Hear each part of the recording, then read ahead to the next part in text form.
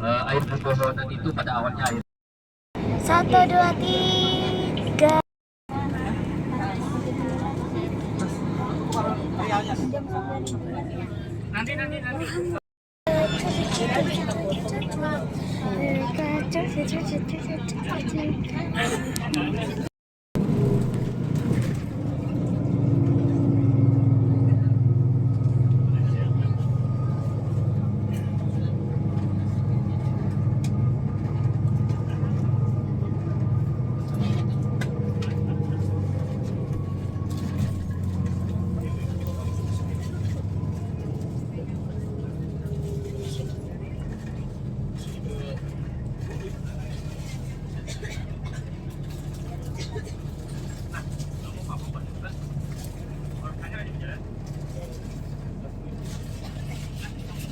Makan siang sehabis sholat zuhur, kemudian langsung menuju ke restoran untuk makan siang. Tutupnya kurang lebih jam 2.30 atau sampai jam 3, ya. Makan siangnya sehabis sholat zuhur sampai jam 2.30 atau sampai jam 3. Betul, betul, aman. Betul, betul. Ayo.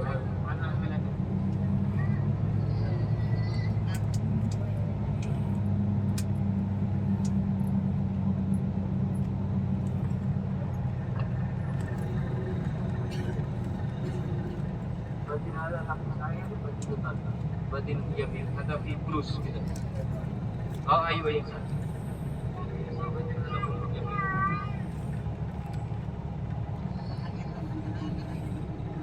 Nah untuk makan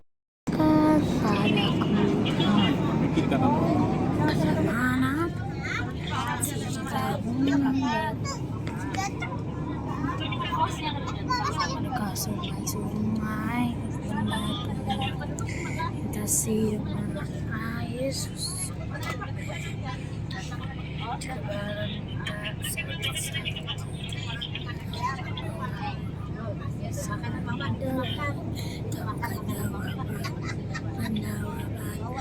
yang gembira sering kau tertawa kalau mau buat itu sudah memang suka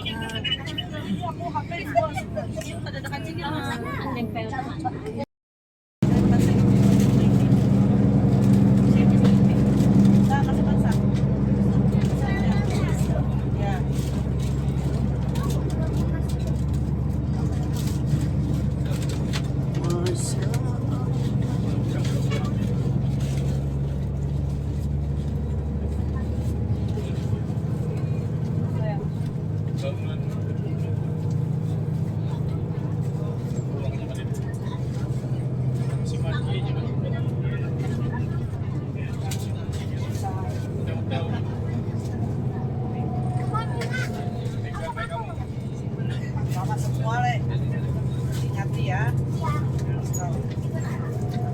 Mau mama nak ketemu nyari. Kita lihat topik kan bisa. Oh, mencari dari.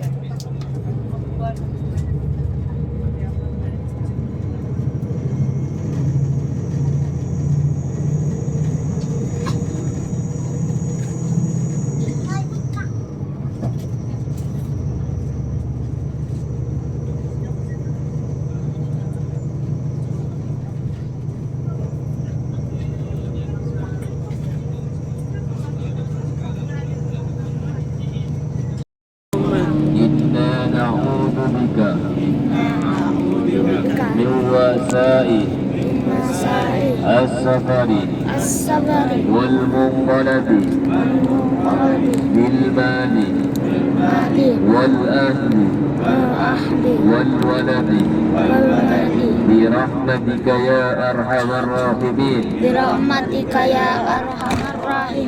ربنا آتنا في الدنيا حسنة وفي الآخرة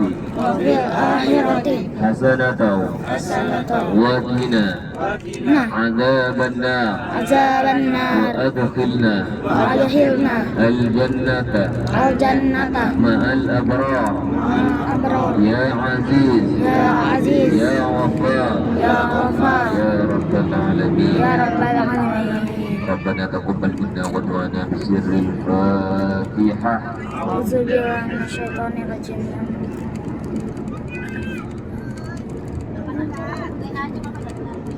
Amin.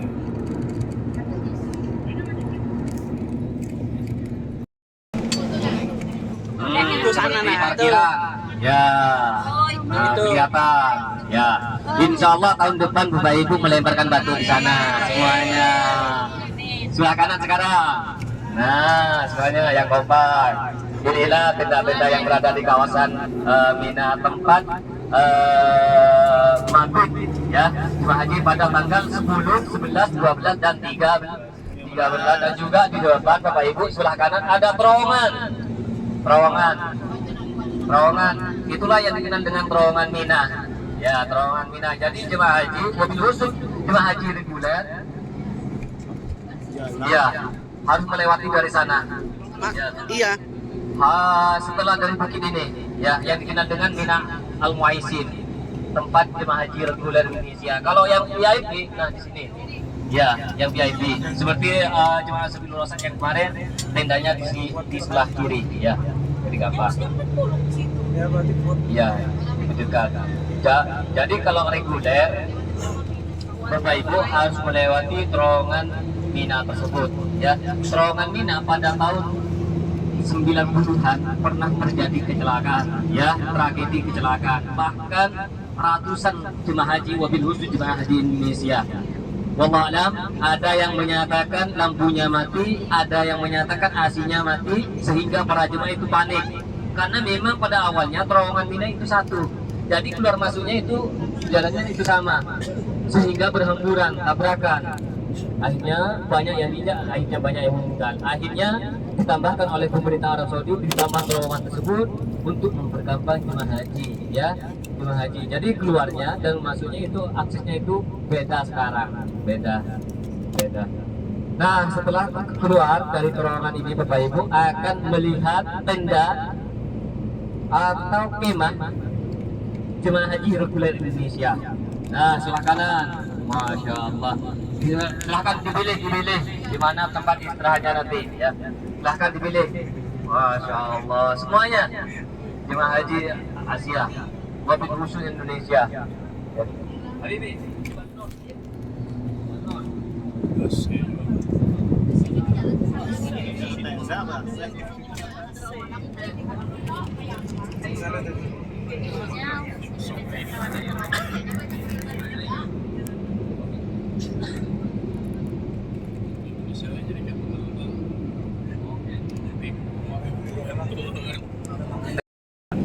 Nah, di sini tidak disediakan tenda atau kemah karena memang jemaah haji ketika berada di kawasan Musdalifah hanya sebentar saja. Nah, di sini ada masjid di depan sebelah kanan, bendera dua. Inilah yang dikenal Masjid Masy'aril Haram, ya. Masy'aril Haram, bukan Masjidil Haram, Masy'aril Haram, ya. Yang terletak di kawasan Musdalifah. Nah, di sini dibukanya hanya setahun sekali pada tanggal 10, ya. Kalau hari-hari seperti sekarang dalam keadaan tertutup tidak disolatkan ya. Nah, di sini Bapak Ibu tempat mabit ketika jemaah haji bertolak dari kawasan Padang Arafah menuju ke sini semuanya untuk bermabit. Berdiam. Ada sebagian tengah malam sudah meninggalkan kawasan Musdalifah menuju ke Mina. Ada yang sholat subuh di kawasan Musdalifah. Cuman afdalnya sholat subuhnya di kawasan Musdalifah. Karena Rasulullah ketika bermabit di kawasan Musdalifah, Rasulullah sholat subuhnya di kawasan Musdalifah. Setelah melakukan sholat subuh, Rasulullah langsung menuju ke kawasan Mina. Jadi Masy'aril Haram tersebut Rasulullah pernah melakukan sholat maghrib dan isya di Jumat akhir. Artinya sholat maghribnya diundur ke waktu isya di kawasan Masjid Masy'aril Haram tersebut. Dan Rasulullah berdoa di sana, yang mana doanya yang dikenal dengan doa sepenjagaan. Rabbana atina fid dunya hasanah wa fil akhirati hasanah wa qina adzabannar.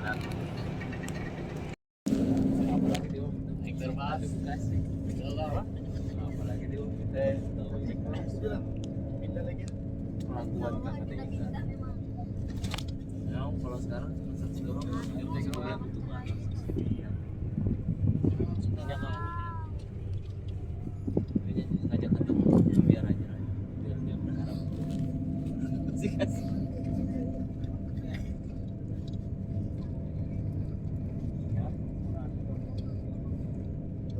Bukit Soeharto.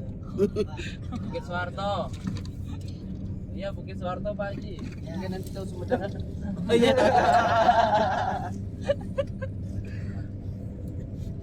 Ada kan kita lewat tol nih. Bang Marus, Oh. Bang Marus, hati-hati supirnya salah oper gigi.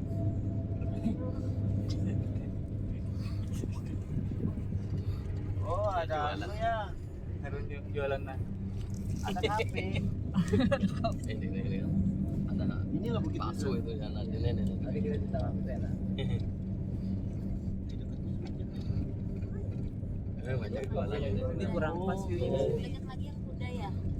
Ah, kalau enggak ini yang paling dekat. Oh, Kalau iya. kuda itu satu harom. Nela lebih dekat ini Nela daripada kuda. Kuda itu satu harom dia. Ya Allah banyak banget Indo sini ada. Gara-gara TikTok aja. Gara-gara Raffi Ahmad aja ini. Ya. Sudah. Itu aja postingan yang pertama tuh. Itu aja. Sudah yang udah viral. Indonesia ke sini semua. Yang posting mau udah mau harus tag Raffi Ahmad sih. Tambah lagi followers. Karena menurut sejarah Bapak Ibu sekalian, Rasulullah memiliki kenangan di kota Taif. Karena di masa-masa kecilnya Rasulullah dibesarkan di kota Taif ketika dibawa oleh ibu susunya yang bernama Halimatus Sa'diyah. Jadi Rasulullah di waktu kecil bukan dibesarkan di kota Makkah Al-Mukarramah, akan tetapi dibesarkan di kota Taif ketika dibawa oleh ibu susunya yang bernama Halimatus Sa'diyah. Karena Rasulullah dibesarkan punya kenangan di kota Taif, sehingga Rasulullah beranggapan apabila Rasulullah berdakwah di kota Taif, maka kota Taif akan menerima dengan secara baik. Akhirnya Rasulullah Bapak Ibu keluar dari kota Makkah Al-Mukarramah menuju kota Taif. Rasulullah Bapak Ibu sekalian keluar dari kota Makkah Al-Mukarramah menuju kota Taif bukan bersama sahabat-sahabat seperti halnya Abu Bakar, Sayyidina Umar, Sayyidina Uthman. Nah, ketika Rasulullah hijrah dari kota Makkah menuju kota Madinah Al-Munawwarah, Rasulullah bersama sahabatnya yang bernama Sayyidina Abu Bakar. Nah, ketika Rasulullah hijrah dari kota Makkah menuju kota Taif, Rasulullah bukan bersama sahabat, akan tetapi Rasulullah bersama anak angkatnya yang bernama Zaid bin Harithah. Kenapa Rasulullah mengajak anak angkatnya? Supaya orang-orang kafir Quraisy yang berada di kota Makkah Al-Mukarramah tidak tahu bahwasanya Rasulullah keluar dari kota Makkah Al-Mukarramah. Akhirnya Rasulullah mengajak anak angkatnya yang bernama Zaid bin Harithah. Karena apabila Rasulullah diketahui oleh orang-orang kafir Quraisy bahwasanya Rasulullah keluar dari kota Makkah Al-Mukarramah, tentunya Rasulullah dikejar oleh kaum kafir Quraisy. Akhirnya Rasulullah mengajak anak angkatnya yang bernama Zaid bin Harithah. Akhirnya Rasulullah bersama anak angkatnya berangkat keluar dari kota Makkah menuju kota Taif dengan jarak jalan kaki. Nah, ketika sampai di kota Taif, Bapak Ibu sekalian, Rasulullah bersama anak angkatnya, ternyata Rasulullah tidak disambut dengan baik, malah Rasulullah dilempari dengan sebuah batu, tulang unta, kotoran unta, sehingga banyak darah yang mengalir dari badannya Rasulullah. Bahkan menurut sejarah, menurut riwayat saking parahnya luka yang dialami oleh baginda Rasulullah, bahkan Rasulullah mengeluarkan darah dari tubuhnya saking parahnya luka yang dialami oleh baginda Rasulullah SAW. Akhirnya Bapak Ibu, Rasulullah mengalami kecapean pada saat itu ketika ingin berdakwah di kota Taif. Akhirnya Rasulullah berhenti di sebuah batu. Akhirnya Rasulullah istirahat. Nah, ketika Rasulullah istirahat di sebuah batu tersebut, akhirnya batu tersebut melunak mengikuti menghadap ke sebelah kiri semuanya. Nanti ada bukit di sebelah kiri dan di atas bukit ada suatu tugu kecil. Perhatikan semuanya yang di belakang. Nah, di sini ada sebuah bangunan di atas bukit, bangunan yang berada di atas bukit yang dikenal dengan Istana Raja. Ya, Istana Raja. Jadi kalau misalkan kerajaan-kerajaan seperti halnya Prabowo, ya Prabowo, kalau misalkan melaksanakan di atas, ya Reza Nabisa di atas, ya. Nah, diperhatikan ya. Perhatikan sebelah kiri. Ada sebuah bukit. Di atas bukit ada tugu kecil. Kelihatan yang di belakang. Ya. Itulah yang dikenal dengan Jabal Kurban. Jabal apa? Jabal Kurban. Kenapa dikenal dengan Jabal Kurban? Karena bukit tersebut tidak lepas dari peristiwanya Nabi Ibrahim alaihissalam dan Nabi Ismail. Yang mana ketika Nabi Ibrahim alaihissalam, Bapak Ibu sekalian, diuji oleh Allah Subhanahu wa taala untuk menyembelih putranya yang bernama Nabi Ismail. Ketika Nabi Ibrahim alaihissalam tertidur, kemudian dalam tidur Nabi Ibrahim alaihissalam bermimpi menyembelih putranya yang bernama Nabi Ismail. Mimpi seorang nabi itu merupakan wahyu dari Allah Subhanahu wa taala, ya. Wahyu akhirnya disampaikan kepada anaknya yang bernama Nabi Ismail. Wahai anakku, kami diperintahkan oleh Allah Subhanahu wa taala untuk menyembelihmu. Akhirnya Nabi Ismail tersebut dibawa ke atas bukit. Ketika parang atau pisau nyampe ke lehernya, akhirnya Nabi Ismail tersebut diganti dengan seekor domba atau kambing. Seandainya Nabi Ismail, Bapak Ibu para tamu Allah, tidak diganti dengan kambing, kemungkinan anak Bapak Ibu setiap tahun akan dipotong lehernya, ya, akan dipotong. Makanya sekarang apabila Idul Adha disunahkan untuk berkorban, itu titik awal dari peristiwa Nabi Ibrahim alaihissalam dan Nabi Ismail, ya, di belakang. Nah, itu kereta Bapak Ibu diperhatikan, ya. Jadi dari kawasan Padang Arafah menuju Musdalifah menuju Mina itu ada kereta, ya kereta. Cuma yang naik kereta itu orang luar. Kalau jemaah orang Indonesia nggak bisa diarahkan naik dan jalan kaki. Kenapa? Karena nggak muat keretanya. Karena paling banyak jemaah haji itu dari negara Indonesia, dari Madura.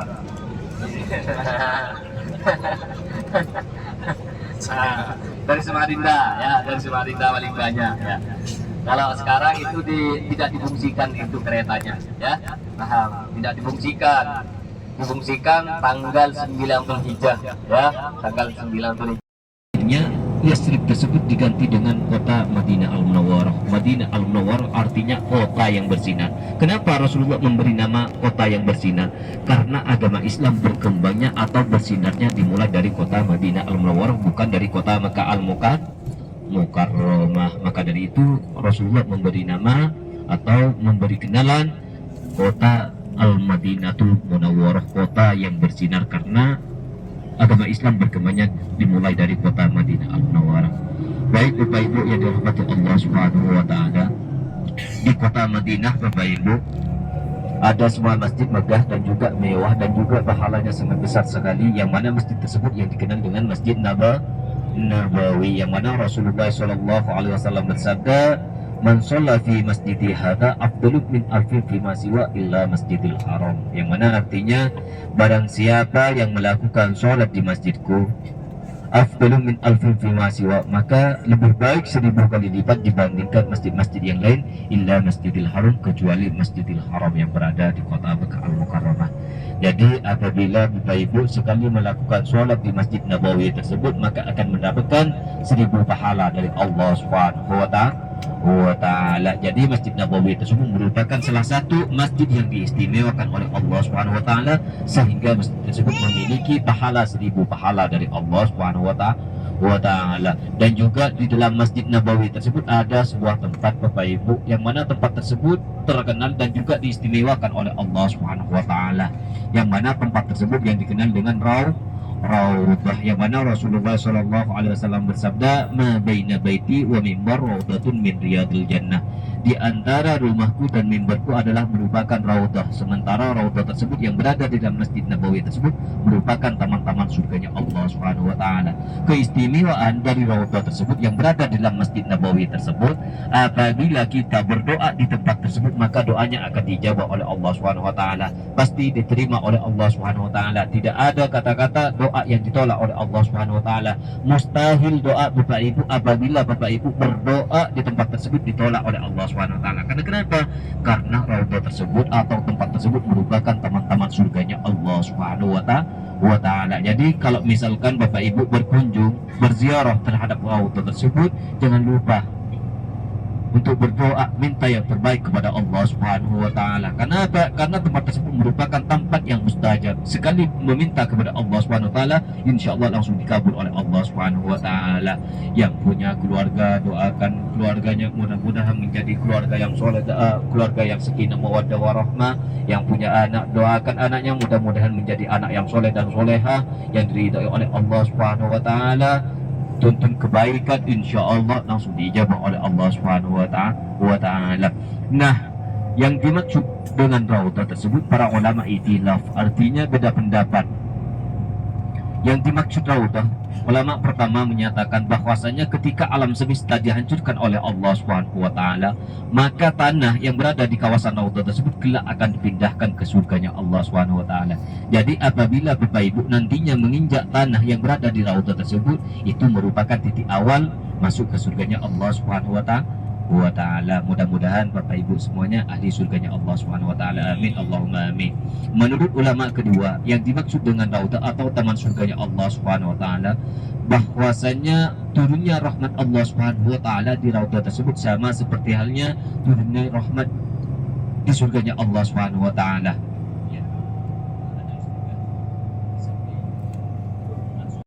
Dilancarkan oleh Allah Subhanahu wa taala, dimudahkan oleh Allah Subhanahu wa taala, diselamatkan oleh Allah Subhanahu wa taala, dimudahkan oleh Allah Subhanahu wa taala. Dan Bapak Ibu sampai ke Ramadan dalam keadaan selamat semuanya. Amin Allahumma amin. Bismillahirrahmanirrahim. Bismillahirrahmanirrahim. Bismillahi Tawakkaltu tawakkaltu 'ala Allahi Allahi la haula la haula wala quwwata wala quwwata illa billah illa billah al-'aliyyil 'azim. Allahil azim.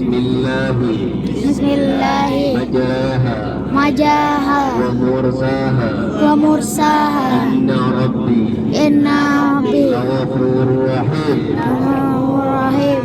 Bismillahi Allahu akbar Allahu akbar Allahu akbar Allahu akbar Allahu akbar. Subhanalladzi Subhanallazi sakhkhara lana hadha sa'ulana wa ma kunna wa ma kunna lahu muqrinin mukminin wa inna kunna ila rabbina ya rabbina lamunqalibun. Allahumma inna nas'aluka inna as'aluka fi safarina hadha inna safarina al-birra al-birra wa taqwa wa wa minal amali wa minal amali ma tarda. ma mauta. Allahumma hawwin alaina amin alaina safarana hadha safarna wadwi anna wa bi anna bu'da. duqda. Allahumma anta sahibu anta sahibu bis safari bis safari wal khalifatu wal bil ahli. billahi. Allahumma inna na'udzu bika inna na'udzuka min wasa'is safari inna safari wa ba'adatil manzari wa su'i wasu'i al-munqalabi antum qalbi fil mali fil madi wal ahli wa ahli wal waladi wal jalali برحمتك يا أرحم الراحمين. rahmatika ya arhamar rahimin.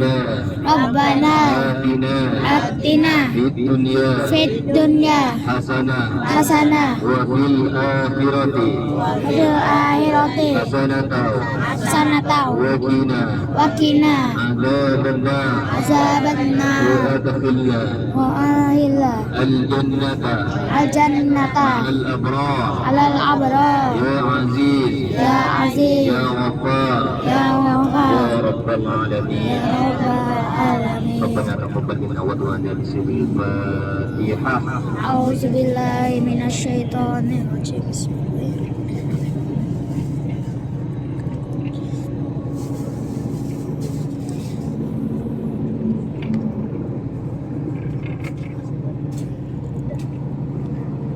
Assalamualaikum warahmatullahi taala wabarakatuh. Waalaikumsalam warahmatullahi wabarakatuh. Bapak Ibu sehat semuanya?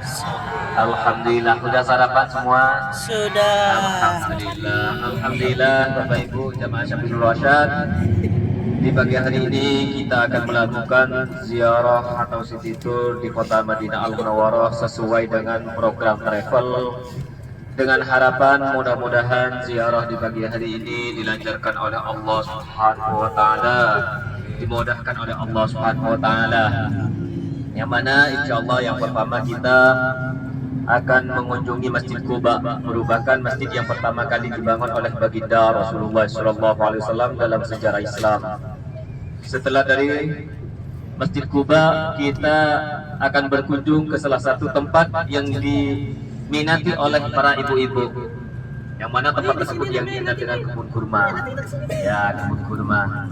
Setelah dari kebun kurma, kita langsung berjalan, melanjutkan perjalanan menuju ke Jabal Uhud atau Gunung Uhud.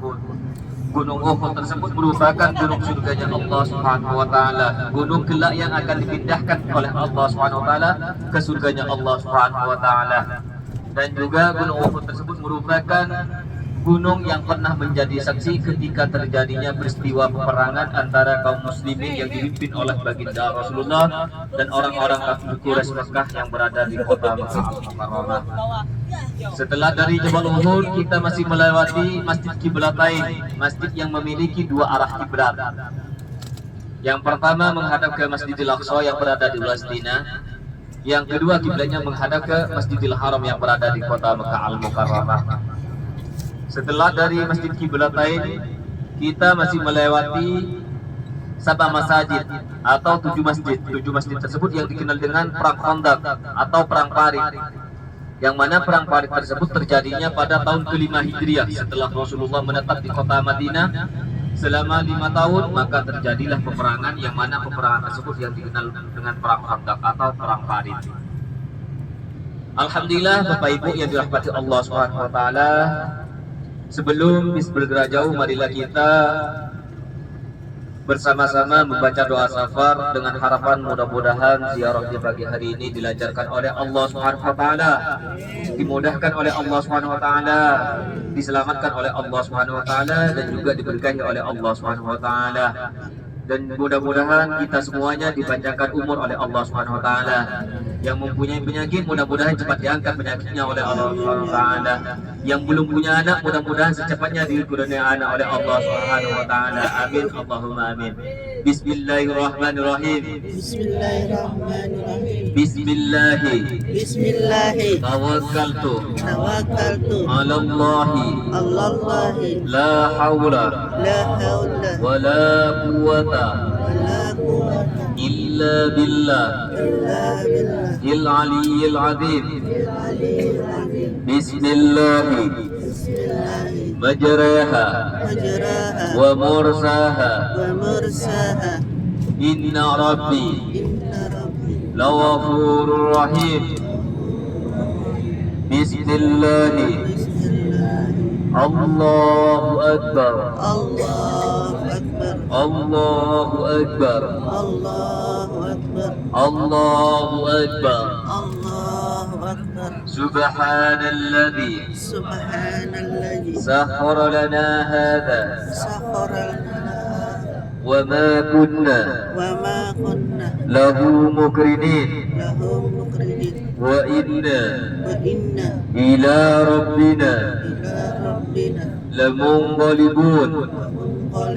Allahumma inna nas'aluka fi safarina hadha al-birra wat-taqwa wa minal amali ma tarda. Allahumma هون علينا سفرنا هذا واطوي عنا بعدا اللهم أنت الصاحب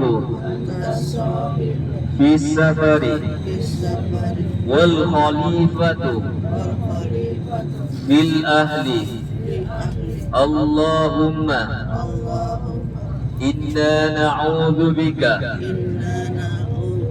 من وساء السفر وكآبة المنظر والمنقلب في المال والأهل والولد برحمتك يا أرحم الراحمين. برحمتك يا أرحم ربنا آتنا في الدنيا حسنة وفي الآخرة